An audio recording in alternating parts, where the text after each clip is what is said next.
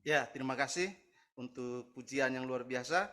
Biarlah kita ambil komitmen kepada Tuhan untuk mau setia sampai akhir hidup kita. Amin. Baik, jemaat yang dikasihi oleh Tuhan Yesus Kristus, kita akan membaca firman Tuhan pada kesempatan ini dari Injil Matius. Injil Matius pasal 28 ayat 1 sampai ayat yang ke-10. Injil Matius pasal 28 ayat 1 sampai ayat yang ke-10. Kita akan baca bersama-sama bagian firman Tuhan ini secara responsoria. Saya baca ayat-ayat yang bernomor ganjil dan jemaat Tuhan membaca ayat-ayat yang bernomor genap. Nanti ayat 10 kita akan baca sama-sama. Matius 28 ayat 1 sampai ayatnya yang ke-10. Demikian firman Tuhan. Setelah hari Sabat lewat, menjelang menyingsingnya fajar pada hari pertama minggu itu, pergilah Maria Magdalena dan Maria yang lain menengok kubur itu.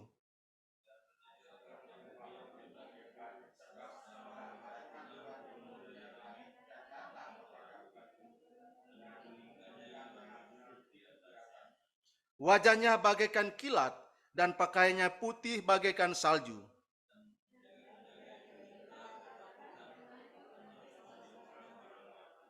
Akan tetapi malaikat itu berkata kepada perempuan-perempuan itu, "Janganlah kamu takut, sebab aku tahu kamu mencari Yesus yang disalibkan itu.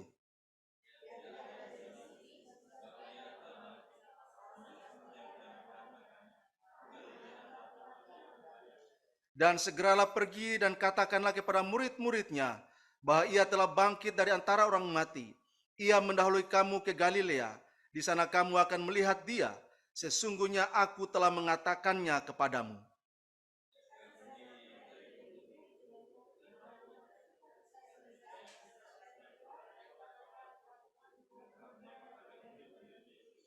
Tiba-tiba Yesus berjumpa dengan mereka dan berkata, "Salam bagimu." Mereka mendekatinya dan memeluk kakinya serta menyembah dia. Ayat 10 kita sama-sama. Maka kata Yesus kepada mereka, "Jangan takut, pergi dan katakanlah kepada saudara-saudaraku supaya mereka pergi ke Galilea dan di sanalah mereka akan melihat aku." Demikian firman Tuhan buat kita pada kesempatan yang berbahagia pagi hari ini. Dan menurut firman Tuhan, yang berbahagia adalah setiap kita yang membaca, merenungkan, menghayati, lalu melakukan firman Tuhan dalam hidup setiap hari. Yang setuju katakan amin. Jemaat yang dikasihi oleh Tuhan Yesus Kristus, tema yang diberikan kepada saya untuk disampaikan pada pagi hari ini, yaitu lihat, Kristus tidak ada di sini, dia telah bangkit. Ayat yang ke-6 dari Matius 28 dikatakan, ia tidak ada di sini, sebab ia telah bangkit, sama seperti yang telah dikatakannya. Mari, lihatlah tempat ia berbaring. Jemaat yang dikasihi oleh Tuhan Yesus Kristus, kita berada pada suasana-suasana Paskah, dan dalam kalender gereja atau dalam catatan Alkitab, kita berada pada hari-hari di mana Yesus setelah bangkit, dia tidak langsung naik ke sorga, tapi dia memperlihatkan dirinya kepada murid-muridnya. Berapa lama Yesus memperlihatkan diri? Berapa lama Yesus memperlihatkan diri kepada murid-muridnya? 40 hari. Kenapa 40 hari? Kenapa tidak 3 hari saja atau 10 hari saja? Kenapa sampai 40 hari? Kalau kita hitung dalam kalender sebulan 10 hari ya, cukup waktu yang pas menurut Yesus bahwa waktu 40 hari merupakan waktu yang sangat memadai untuk bagaimana supaya murid-muridnya bisa percaya kepada dia yang telah mati dan bangkit dari antara orang mati. Nah, jemaat yang dikasihi oleh Tuhan Yesus Kristus, sebagai orang beriman, sebagai orang percaya, sebagai gereja Tuhan, maka kita harus memahami bahwa kematian dan kebangkitan Kristus merupakan mata rantai yang tidak bisa dipisahkan dari seluruh karya penebusan Allah bagi manusia berdosa. Ya, sekali lagi, kematian dan kebangkitan Kristus merupakan mata rantai dari seluruh karya penebusan Allah atas manusia berdosa. Tidak bisa dipisahkan. Kemudian kematian dan kebangkitan Kristus juga merupakan tumpuan iman dan pengharapan setiap orang yang percaya kepada Yesus, menerima Dia sebagai Tuhan dan Juru Selamat secara pribadi. Sebab kalau Yesus tidak bangkit, kata Paulus, sia-sia kepercayaan kita, sia-sialah pemberitaan kami, dan kami menjadi orang-orang yang berbohong, yang menipu, karena kami telah memberitakan Yesus bangkit, padahal Yesus tidak bangkit.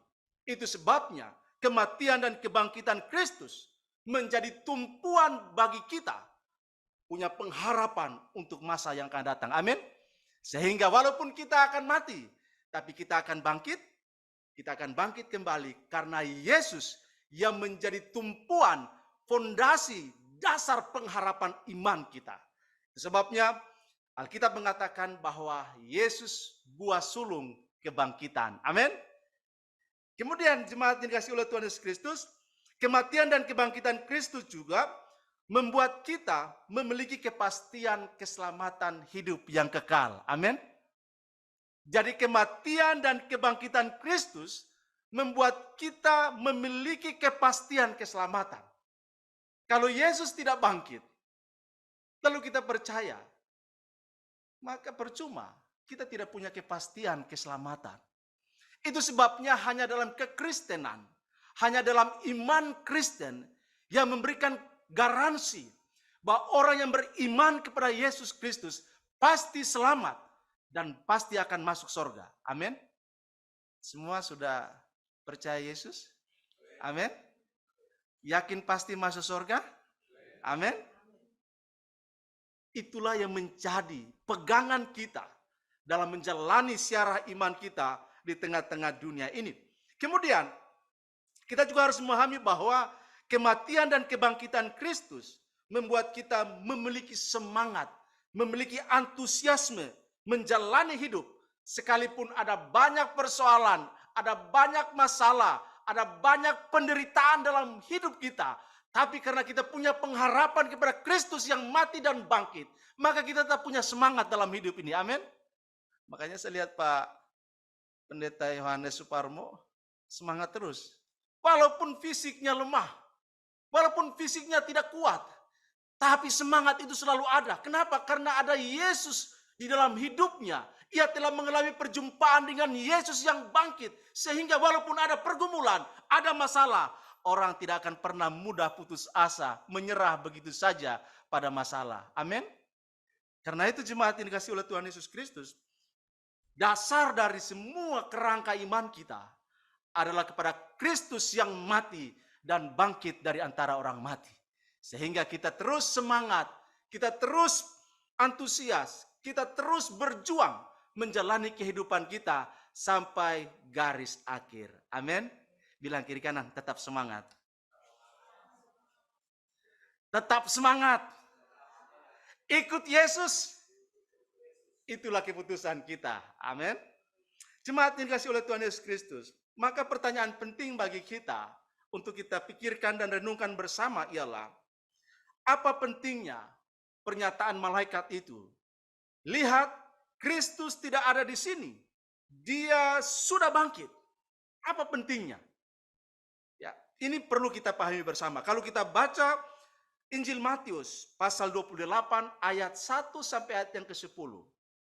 Maka ada beberapa hal yang memberikan penegasan kepada kita bahwa ada kepentingan yang harus kita pahami dari pernyataan, lihat, Kristus tidak ada di sini, Dia sudah bangkit. Yang pertama, dalam ayat yang kelima dan ayat yang ke-8 sampai ayat yang ke-10 bagian A, penulis Injil Matius bilang begini, akan tetapi malaikat itu berkata kepada perempuan-perempuan itu, janganlah kamu takut, sebab aku tahu kamu mencari Yesus yang disalibkan itu.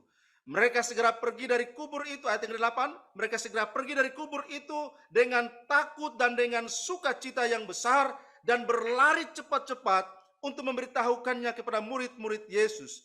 Tiba-tiba Yesus berjumpa dengan mereka dan berkata, salam bagimu. Mereka mendekatinya dan memeluk kakinya serta menyembahnya. Ayat yang ke-10 bagian A. Maka kata Yesus kepada mereka, jangan takut. Jemaat yang dikasihi oleh Tuhan Yesus Kristus, yang pertama, pentingnya pernyataan malaikat. Lihat, Kristus tidak ada di sini. Dia sudah bangkit. Kepentingan yang pertama ialah untuk memulihkan confidence, untuk memulihkan kepercayaan diri para murid, dan tentunya juga bagi kita hari ini yang tidak punya hubungan langsung dengan peristiwa kematian dan kebangkitan Kristus. Amin. Makanya kita walaupun tidak lihat Yesus, tidak mengalami peristiwa itu secara langsung, tapi kita bersemangat, kita antusias, kita punya rasa percaya diri bahwa Yesuslah satu-satunya Tuhan yang kita percayai, yang kita imani, bahwa Dialah yang memberi jaminan yang pasti bagi hidup kita sekarang maupun hidup yang akan datang. Itu sebabnya kita percaya diri, beriman kepada Yesus. Amin. Makanya jemaat yang dikasihi oleh Tuhan Yesus Kristus, kalau kita perhatikan dalam bacaan kita, maka paling tidak ada 3 kali diulang satu hal yang sama, yaitu janganlah kamu takut. Takut dan jangan takut. Ketika satu pernyataan itu diulang 3 kali, maka meminta perhatian yang serius bagi kita sebagai pembaca yang jauh, maupun bagi para murid yang mengalami langsung peristiwa itu. Yesus katakan, janganlah, malaikat katakan, janganlah kamu takut. Yesus katakan, janganlah kamu takut. Janganlah kamu takut. Jemaat yang dikasihi oleh Tuhan Yesus Kristus, kita tahu bersama, dalam situasi pada saat itu, para murid memang benar-benar dikuasai oleh roh ketakutan. Mereka betul-betul didominasi dengan rasa takut yang luar biasa dalam kehidupan mereka. Itu sebabnya kebangkitan Yesus menyampaikan kepada mereka supaya mereka jangan takut. Dan kita tahu bersama Bapak Ibu, orang yang takut atau orang yang dikuasai roh ketakutan pasti hilang rasa percaya dirinya, betul nggak? Misalnya mau dites di sebuah perusahaan atau di sebuah pekerjaan, bertemu dengan HRD, orang yang tidak siap, orang yang tidak percaya diri, dia akan takut, grogi, nervous. Seperti itu. Sehingga kita bisa lihat, bisa memahami kondisi para murid bahwa orang yang dikuasai oleh roh ketakutan, pasti rasa percaya diri mereka, confidence mereka itu lemah dan bisa hilang. Kemudian orang yang dikuasai roh ketakutan pasti mengisolasi diri. Tidak mau berinteraksi dengan kehidupan sosial karena takut, trauma. Banyak orang yang hidup dengan trauma sehingga dia tidak mau keluar dari rasa trauma itu dan dia takut. Saya ingat peristiwa 98 itu sesuatu yang sangat mengerikan.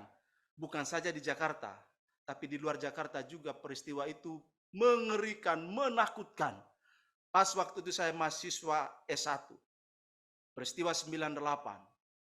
Di NTT, rumah-rumah ibadah Bani Kedar itu dibakar semuanya. Tidak ada satupun yang tersisa, semua rata dengan tanah.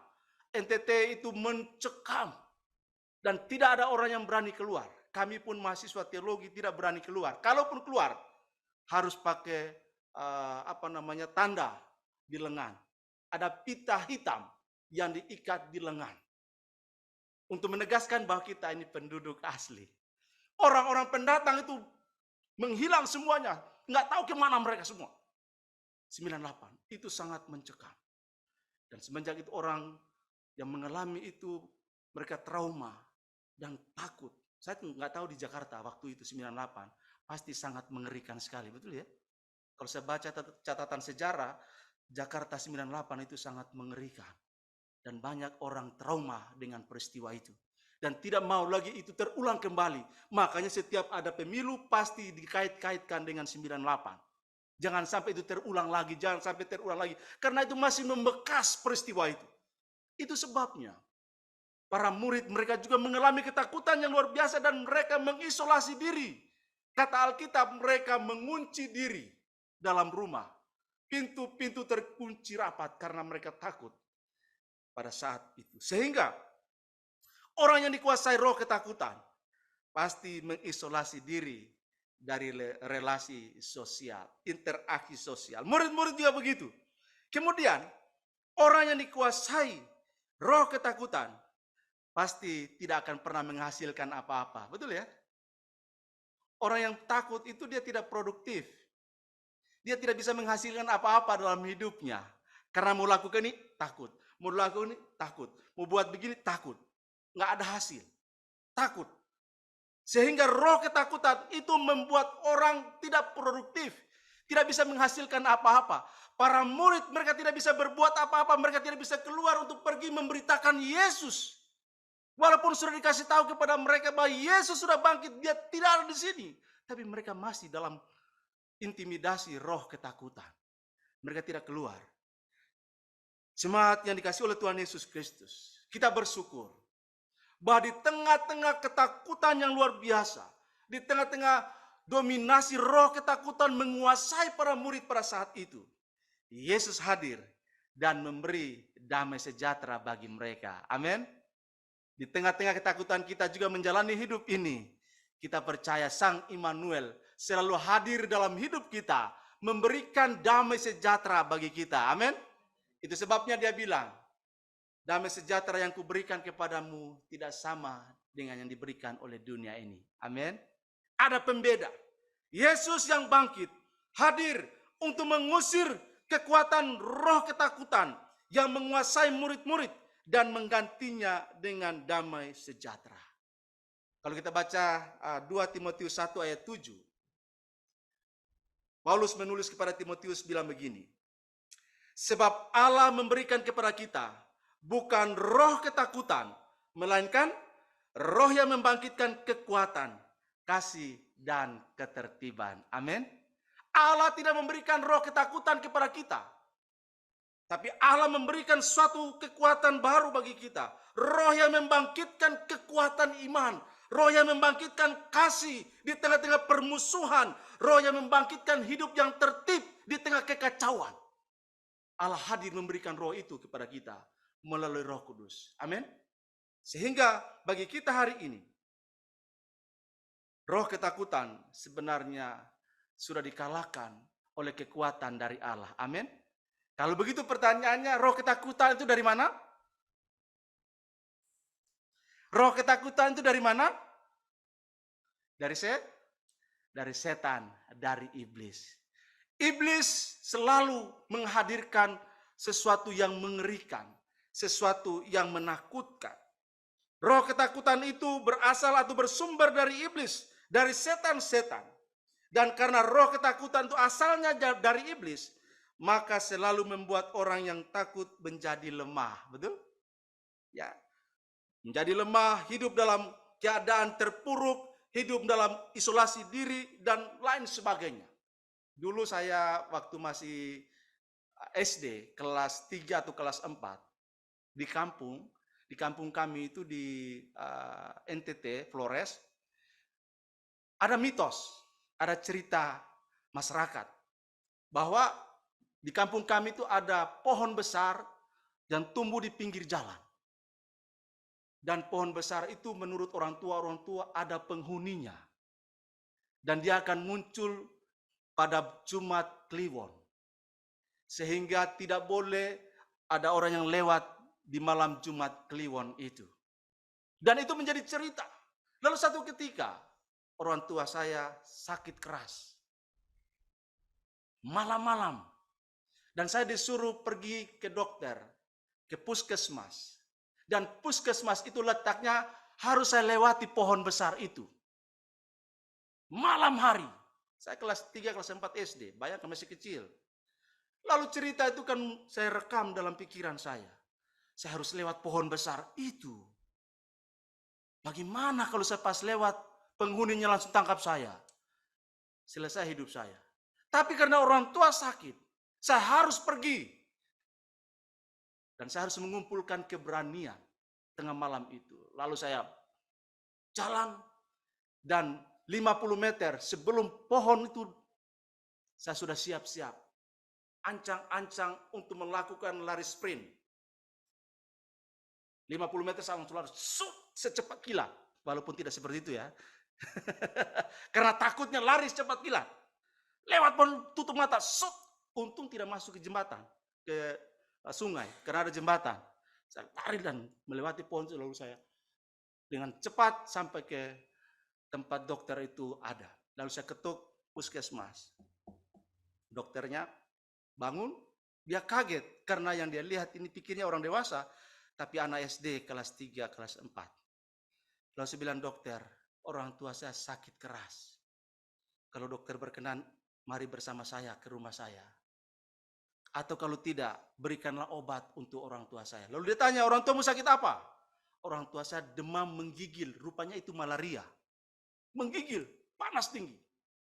Lalu dia bikin resepnya, kemudian kasih obat, lalu saya bawa. Saya harus lewat pohon besar itu lagi. Dan saya harus berjuang menjaga supaya obat ini tidak jatuh saat saya lari. Saya harus menjaga itu. Dan saya berusaha sedemikian rupa, pas pulang 50 meter sebelum pohon itu saya siap-siap dan obat saya pegang, lari sekencang mungkin. Melewati pohon itu dan tidak lihat lagi ke belakang. Karena takut lihat ke belakang jadi tiang. Jadi tiang garam kan gitu ya. Lari dan akhirnya saya memberikan obat kepada orang tua dan kemudian sembuh. Jadi sebenarnya hanya kita terintimidasi dengan ketakutan itu. Padahal namanya di kampung memang begitulah ceritanya. Tetapi Bapak Ibu jemaat yang dikasihi oleh Tuhan Yesus Kristus, bahwa sesungguhnya pada kita bukan lagi roh ketakutan. Sebagai orang-orang benar, sebagai orang-orang yang diselamatkan oleh Kristus, maka pada kita adalah punya roh kekuatan yang dari Tuhan. Amin. Dan saya baca satu artikel. Ini menarik sekali artikel ini Bapak Ibu. Saya baca ini ketika kami bersama istri ke rumah sakit JEC Menteng. Mertua kami, orang tua kami operasi mata di sana. Lalu ada banyak orang yang mengalami gangguan dengan penglihatan. Lalu saya menemukan sebuah artikel tentang penyembuhan. Lalu saya baca artikel itu. Dan dalam artikel itu mengatakan begini, bahwa sesungguhnya penyakit yang kita alami itu, dia punya roh yang dengan kekuatan luar biasa. Penyakit itu punya roh yang punya kekuatan luar biasa, sehingga ketika penyakit itu menyerang kita, maka kita menjadi lemah, betul? Ada rasa sakit yang kita rasakan, betul?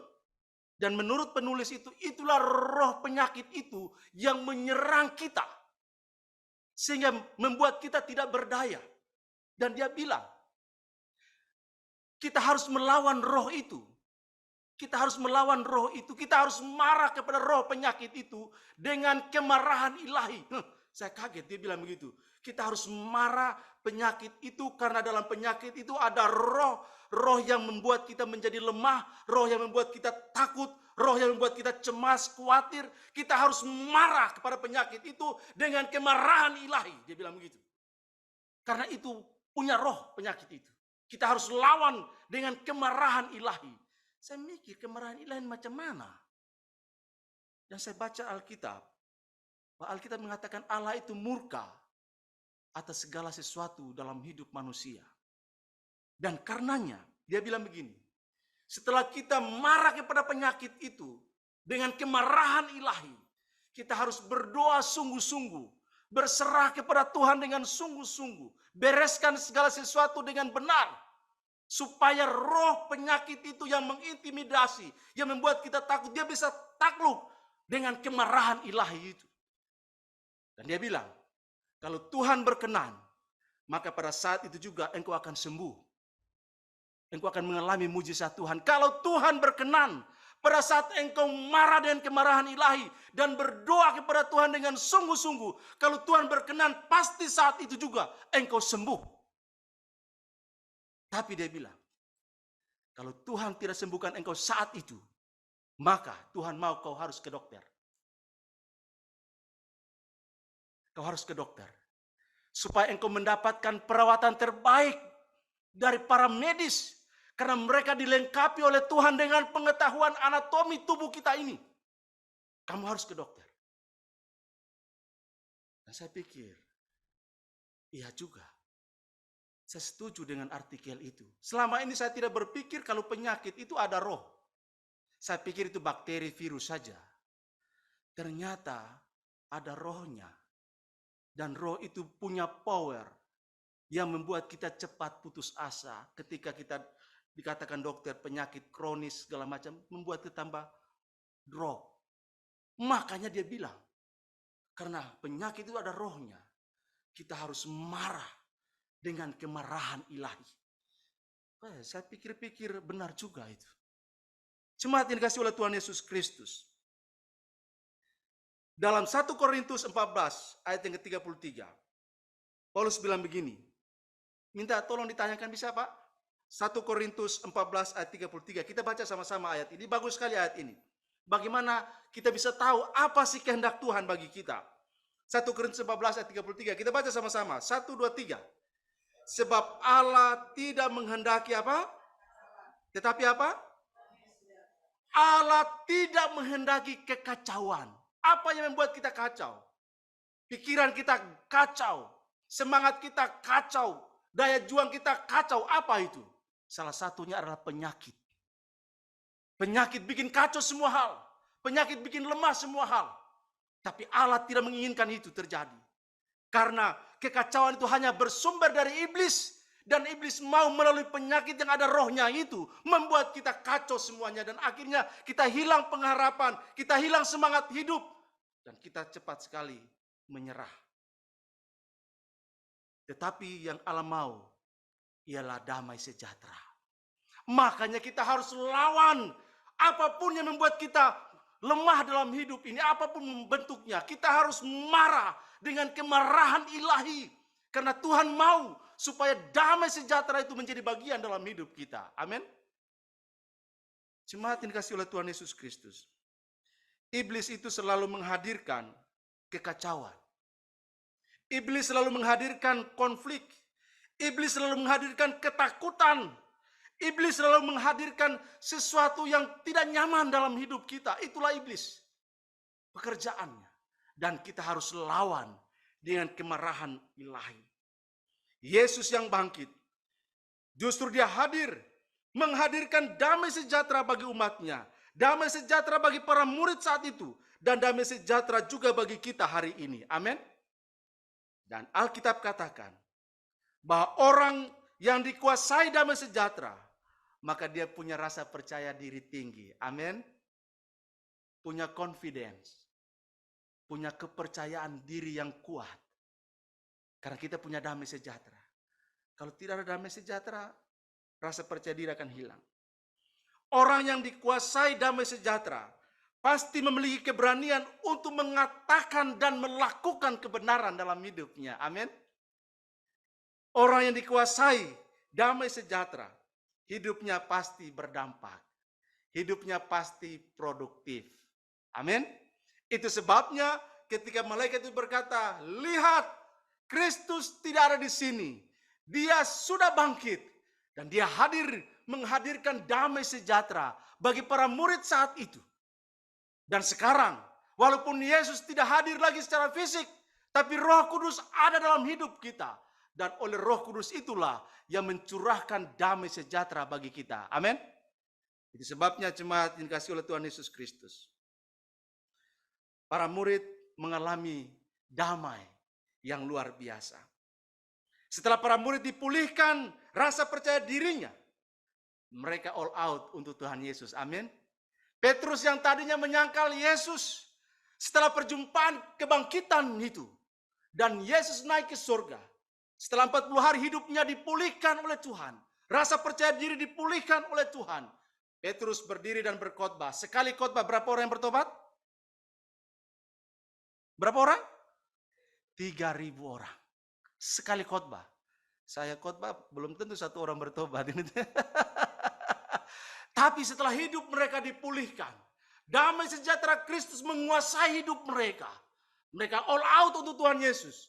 Dan sampai akhir dari kehidupan Petrus. Waktu Algojo mau menyalibkan dia. Dia minta sama Algojo itu katakan, jangan salibkan aku seperti guruku. Salibkanlah aku kaki ke atas, kepala ke bawah. Itu permintaan Petrus. Sebuah keputusan yang radikal. Setelah 40 hari perjumpaan itu, perubahan yang luar biasa terjadi. Dan tentunya bagi kita yang berjumpa dengan Yesus secara pribadi. Dan damai sejahteranya ada dalam hidup kita. maka kita akan all out bagi Yesus. Amin.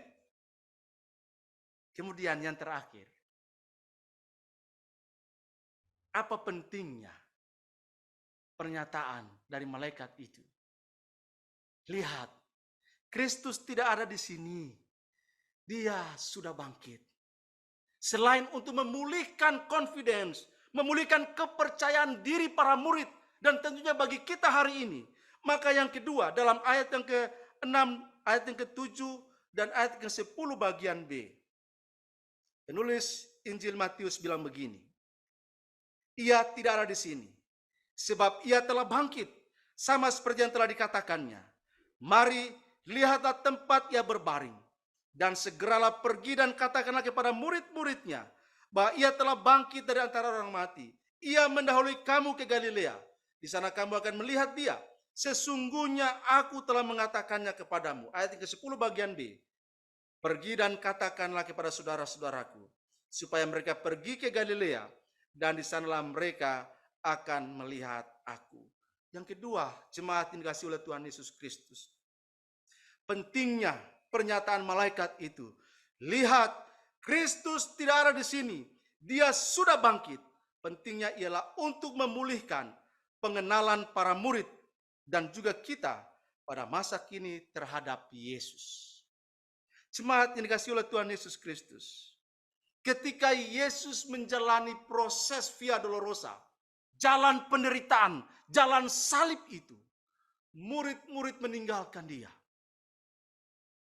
Petrus meninggalkan dia, yang lain lari bersembunyi. Yudas mengkhianati dia, gantung diri. Dan Yesus sendiri menjalani jalan Via Dolorosa itu. Kenapa mereka meninggalkan Yesus? Karena bagi para murid waktu itu, mereka menyaksikan Yesus melakukan banyak mujizat. Sebelum Yesus tersalib, ada peristiwa-peristiwa yang luar biasa dilakukan oleh Yesus. Yang sakit disembuhkan, yang dirasuk setan dilepaskan, yang mengalami kelaparan dikasih makan, yang buta melihat, yang tuli mendengar, yang bisu bicara, yang lumpuh berjalan, bahkan yang mati dibangkitkan. Mereka menyaksikan kuasa itu sangat luar biasa. Tapi waktu Yesus mau disalibkan, seakan-akan Yesus lemah. Yesus tidak berdaya sama sekali untuk menghadapi semua musuhnya. Seakan-akan Yesus menjadi pribadi yang berbeda. Pribadi yang lemah sekali, tak berdaya. Itu sebabnya murid-murid berpikir, kenapa dia tidak melakukan perlawanan? Kemana kuasa itu yang selama ini dia demonstrasikan luar biasa? Kenapa dia tidak gunakan itu? Kenapa dia menjadi lemah dan menderita, mati di atas kayu salib lagi? Bagi mereka, ini apa ini? Yesus tidak lagi menjadi andalan mereka. Yesus tidak lagi menjadi harapan mereka. Karena mereka pikir, tadinya kekuasaannya luar biasa. Kenapa sekarang hilang? Kita berharap besar kepada dia. Kenapa sekarang? Murid-murid tidak mengenal Yesus. Walaupun mereka menyaksikan perbuatan-perbuatan Yesus. Ada bersama Yesus. Mengalami semua perbuatan-perbuatan Yesus yang luar biasa. Tapi mereka punya konsep yang keliru tentang Yesus. Mereka hanya pikir Yesus sumber kuasa, Yesus sumber berkat, Yesus sumber kemenangan, Yesus sumber sukses. Itu juga benar.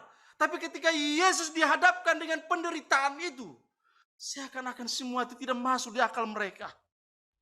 Yesus menjadi pribadi yang berbeda sekali. Lemah, keluh, tak berdaya, ngomong pun tak bisa. Mereka pikir ini aneh. Itu sebabnya dalam Lukas pasal 24, ayat 25, ayat 26. Minta tolong ditayangkan Pak, kita baca sama-sama. Penilaian Yesus telah bangkit. Bahwa benar murid-murid itu tidak mengenal Yesus. Lukas 24, ayat 25, 26. Kita baca sama-sama. Lalu ia berkata kepada mereka, hai kamu orang bodoh, betapa lambannya hatimu, sehingga kamu tidak percaya segala sesuatu yang telah dikatakan para nabi. Bukankah Mesias harus menderita semuanya itu untuk masuk ke dalam kemuliaannya? Jadi, ada yang salah dengan para murid rupanya. sebelum Yesus tersalib,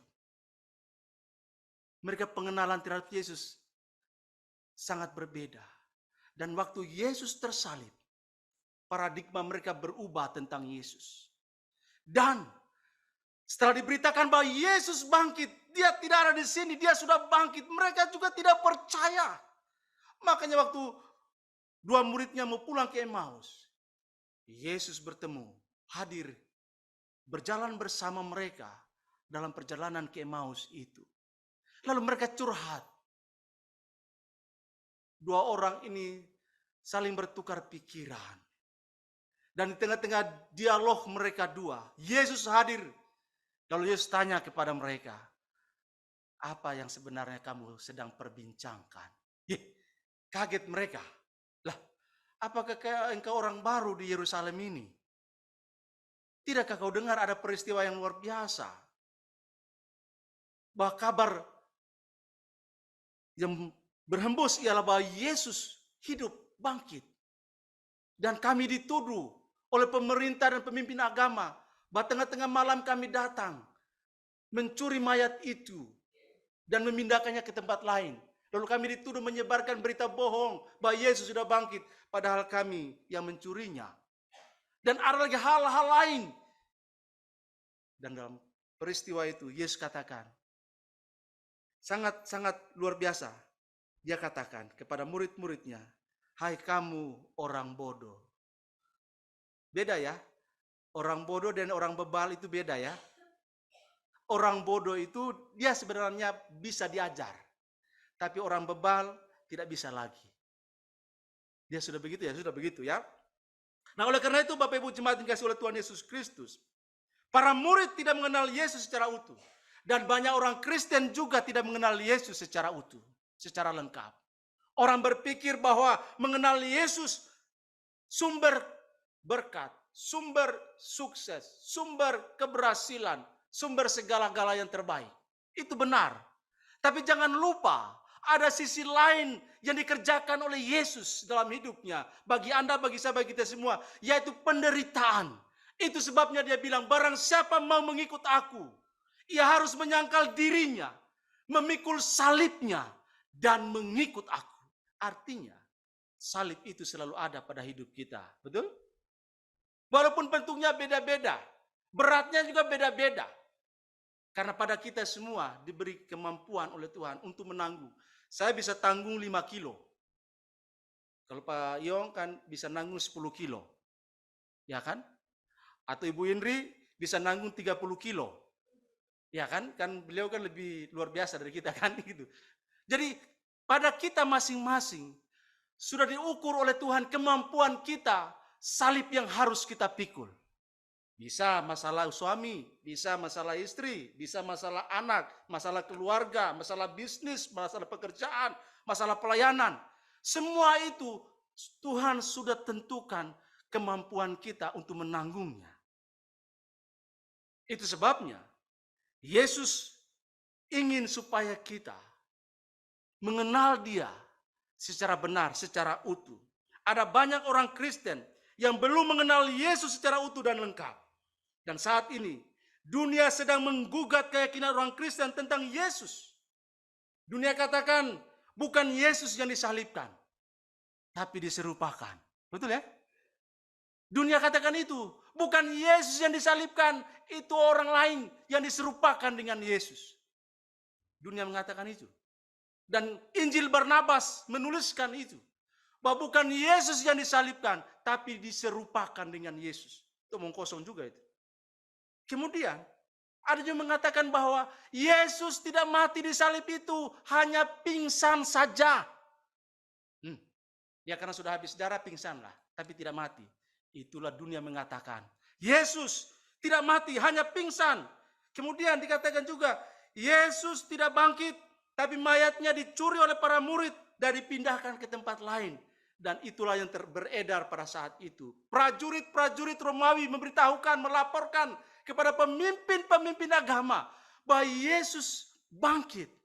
Tapi pemimpin-pemimpin agama itu bilang, kamu jangan sampai katakan itu. Ini uang buat kamu, katakan bahwa murid-muridnya datang tengah malam pada saat kami tidur, lalu mereka ambil mayat itu dan pindahkan ke tempat lain, dan kami tidak tahu di mana mereka meletakkan mayat itu. Dan itu beredar, dibayar. Itu yang terjadi. Bahwa Yesus tidak bangkit, tapi dicuri oleh para murid, dan sampai hari ini berita ini terus dihembuskan oleh dunia. Lalu dikatakan juga bahwa di salib itu ada jin kafir. Haleluya. Panggil gitu kan? Itu dunia mengatakan itu. Lalu bagaimana kita mempertanggungjawabkannya? Lalu ada juga mengatakan Yesus itu menikah dengan Maria Magdalena dan punya anak namanya Yosef. Dunia sedang menggugat tentang Yesus yang kita percayai. Mereka menghina dan merendahkan Yesus. Dan masih banyak lagi tuduhan-tuduhan palsu tentang Yesus. Lalu kita bagaimana? Apakah kita kenal Yesus secara utuh? Ada banyak orang Kristen, kalau dia punya masalah, dia lari ke dukun, lari ke orang pintar, dan sekarang lagi viral. Ibu siapa? Ida Dayak. Orang yang bengkok tangannya, bengkok kakinya, datang ke Ibu Dayak, bereskan semua. Betul? Benarkah itu? Mudah-mudahan yang bengkok hatinya diluruskan gitu.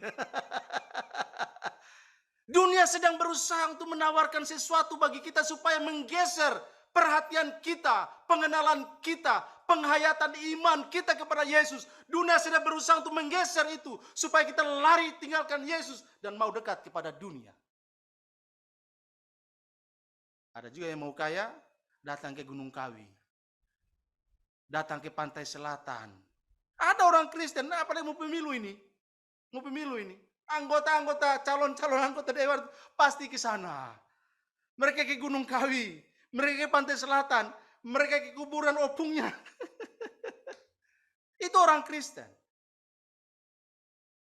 Dan mereka percaya itu. Mereka membuang Yesus dan mengambil cara hidup dunia. Jemaat yang dikasihi oleh Tuhan Yesus Kristus. Yesus yang bangkit membuktikan bahwa dia punya kuasa. Dia punya otoritas yang sempurna sehingga dia menang atas maut. Amin. Dan kebangkitan itulah yang menjadi tumpuan kita. Bahwa kita tidak takut menghadapi hidup ini. Mati sekarang atau mati nanti pasti masuk surga. Karena Yesus sudah bangkit mengalahkan kematian. Sehingga kita yang percaya diberi jaminan yang pasti bahwa kita juga akan hidup walaupun sudah mati. Jemaat yang dikasihi oleh Tuhan Yesus Kristus. Ayat yang ke-28 bagian B. Ayat yang ke-8 bagian B dari Matius 28. Dia bilang begini. Dan dengan sukacita yang besar dan berlari cepat-cepat untuk memberitahukannya kepada murid-murid Yesus. Murid-murid Yesus mengalami perubahan. Yang tadinya takut, mengisolasi diri, tidak bisa buat apa-apa. Setelah Yesus hadir, kehadiran Yesus membangkitkan sukacita baru bagi mereka. Membangkitkan semangat baru bagi mereka. Terjadi perubahan luar biasa dalam hidup murid-murid terhadap Yesus. Mereka tidak lagi melihat Yesus sebagai pribadi yang lemah. Tapi sekarang mereka melihat Yesus sebagai pribadi yang punya kuasa, punya otoritas, dan menjamin masa depan mereka. Mereka melihat Yesus tidak lagi menjadi pribadi yang bisa dikalahkan oleh manusia. Mereka mengalami perubahan yang luar biasa. Mereka tahu bahwa Yesus yang bangkit itu punya kuasa, punya otoritas. Dan itu sebabnya Filipi pasal 2 ayat 10 dan ayat yang ke-11. Ini ayat terakhir kita baca. Filipi pasal 2 ayat 10 dan ayat yang ke-8. Minta tolong ditayangkan. Kita baca sama-sama 1, 2, 3. Supaya dalam nama Yesus bertekuk lutut segala yang ada di langit dan yang ada di atas bumi dan yang ada di bawah bumi. Ayat 11. Dan segala lidah mengaku Yesus Kristus adalah Tuhan bagi dahsyat. Dahsyat. Yesus akan datang kembali. Dan lutut akan bertelut. Lidah akan mengaku bahwa dia satu-satunya Tuhan. Raja yang layak disanjung tinggi. Yang layak disembah oleh umat kepunyaannya. Dan mereka yang terus menolak Yesus, mereka punya tempat tersendiri, yaitu mereka ada di neraka, tempat kebinasaan yang kekal. Biarlah tema hari ini, lihat Kristus tidak ada di sini. Dia sudah bangkit. Kiranya boleh menginspirasi kita, memotivasi kita, memulihkan rasa percaya diri kita kepada Yesus, dan membawa kita untuk mengenal Dia lebih lagi dalam hidup kita, dan akhirnya kita akan all out bagi Yesus.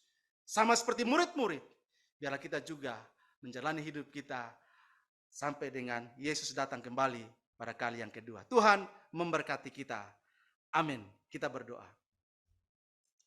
Bapa di surga, kami bersyukur dan berterima kasih buat kebenaran firman Tuhan yang begitu indah buat kami. Kami bersyukur, kami punya Yesus yang bangkit, Yesus yang hidup selama-lamanya, Yesus yang menjamin masa depan kami. Kami bersyukur, kami sudah diselamatkan, dan kami punya kepastian hidup yang kekal dalam kerajaan sorga.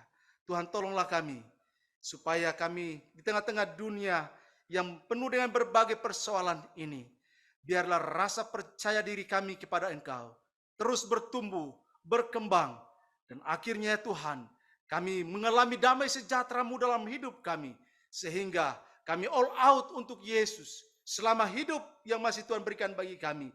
Biarlah kami berdampak, biarlah kami produktif dalam hidup kami. Ada jiwa-jiwa, ada buah-buah yang kami persembahkan kepada Engkau ya Tuhan. Terima kasih Bapa di surga, memberkati umat Tuhan, jemaat Tuhan di tempat ini. Dalam segala keberadaan mereka masing-masing, rumah tangga lepas rumah tangga, usaha, pekerjaan, bisnis, pelayanan mereka, studi mereka, biar Tuhan Engkau tolong agar semuanya dibuat berhasil beruntung demi hormat dan kemuliaan bagi nama-Mu. Terima kasih Bapa di surga, pakailah jemaat ini untuk menjadi berkat bagi banyak orang. Terima kasih Tuhan, semua yang melayani, hamba-hamba Tuhan yang melayani di tempat ini, Tuhan urapi, Tuhan perlengkapi dengan kuasa dari Tuhan, supaya pelayanan di tempat ini terus berkembang untuk hormat dan kemuliaan bagi nama Tuhan. Terima kasih Bapa di surga, secara khusus berdoa untuk hamba-Mu, Bapak Pendeta Yohanes Suparmo. Terima kasih Tuhan, yang ada terus di dalam Tuhan, di tengah-tengah kondisi kesehatannya yang terganggu, tapi iman, kasih dan pengharapannya kepada Tuhan terus dibaharui dari sehari ke sehari, sehingga walaupun fisik lemah, tapi semangat dalam Tuhan terus berkobar-kobar. Terima kasih Tuhan, Ibu Indri bersama tim pelayan di tempat ini, Tuhan juga memberkati mereka. Biarlah apa yang mereka kerjakan, usahakan, lakukan untuk pengembangan pelayanan di sini. Biarlah bersama-sama melihat karya Tuhan yang luar biasa. Terima kasih Tuhan, hamba telah berhenti bicara atas firman-Mu. Kami percaya bahwa Roh Kudus akan terus berkarya dalam hidup kami, sehingga firman yang kami dengar hari ini tidak akan lalu begitu saja, tetapi mendapat tempat yang terbaik dalam hidup kami, dan kami melakukannya dalam hidup kami setiap hari. Terima kasih Tuhan, terpuji, termulia Engkau. Dalam nama Tuhan Yesus, kami berdoa dan bersyukur. Haleluya. Semua diberkati, katakan amin. Saya kembalikan kepada PL.